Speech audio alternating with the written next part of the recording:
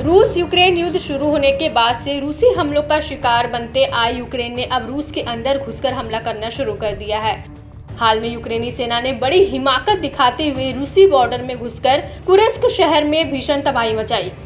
रूस का कुर्स्क इलाका यूक्रेन के अहम शहर खार्किव से करीब 140 किमी दूर है।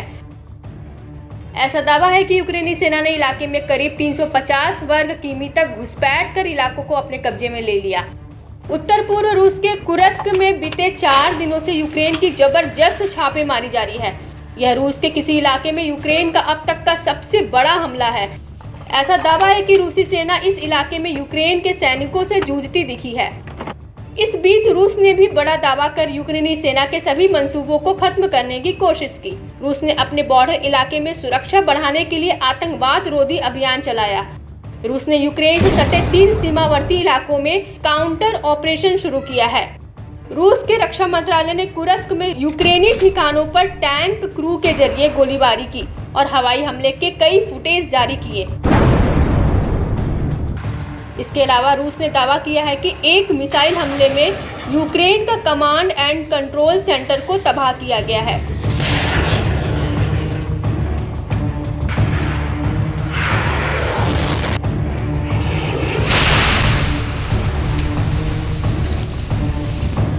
साथ ही इस्कंदर एम कम दूरी के बैलिस्टिक मिसाइल सिस्टम ने यूक्रेन की 22वीं अलग मैकेनाइज्ड ब्रिगेड के पहले से खोजे गए कमांड पोस्ट पर हमला किया।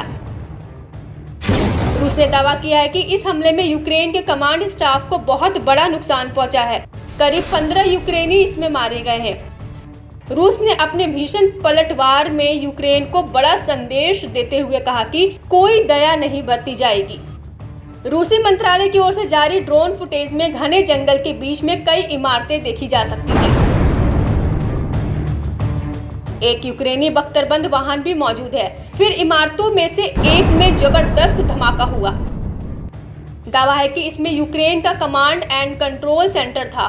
धमाके से हवा में धुएं का गुबार फैल गया। बता दें कि यूक्रेन के 1000 से ज्यादा सैनिक, 20 से ज्यादा बख्तरबंद गाड़ियां और 15 से ज्यादा टैंक के साथ रूस में धावा बोला था।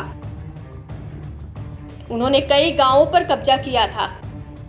रूसी रक्षा मंत्रालय ने दावा किया है कि कुर्स्क में यूक्रेनी सेना को रोक दिया है। रूस के रिजर्व सैनिकों को इस इलाके में फिर से तैनात कर दिया गया है।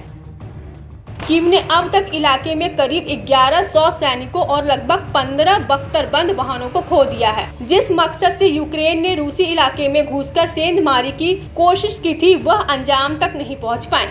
उन्हें अब खदेड़कर बाहर किया जा रहा है।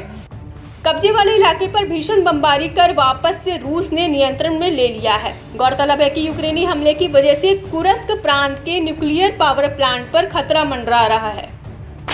यूक्रेन के जोरदार हमले पर रूसी राष्ट्रपति ने भी तीखी प्रतिक्रिया दी है। रूस के राष्ट्रपति पुतिन ने रविवार को पहली बार रूस पर हमले की बात कबूली है।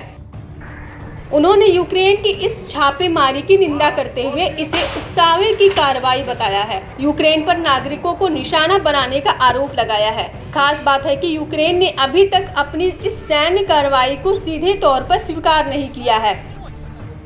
वहीं यूक्रेनी अधिकारियों ने कहा कि घुसपैठ का मकसद रूसी आबादी में डर पैदा करना है। मॉस्को के साथ आखिरी वार्ता के लिए बेहतर से बेहतर पोजीशन हासिल करना है।